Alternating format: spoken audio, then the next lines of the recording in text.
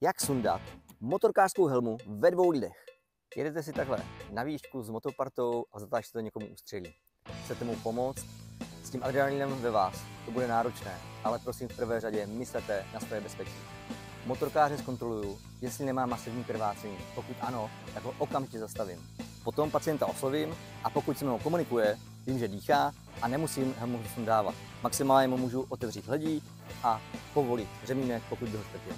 Pokud nekomunikuje, musím helmu sundat co nejdříve, abych mu mohl zprůchodnit základem hlavy dýchací cesty a po dobu 10 sekund hodnotit, jestli dýchá nebo ne.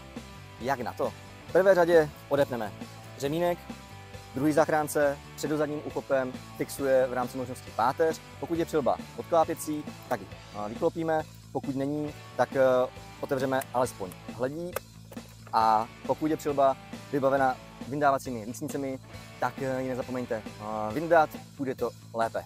Chytnete přilbu za řemínky a snažíte se ji co nejvíce rozšířit a taháte ose. Taháte, bacha na nos.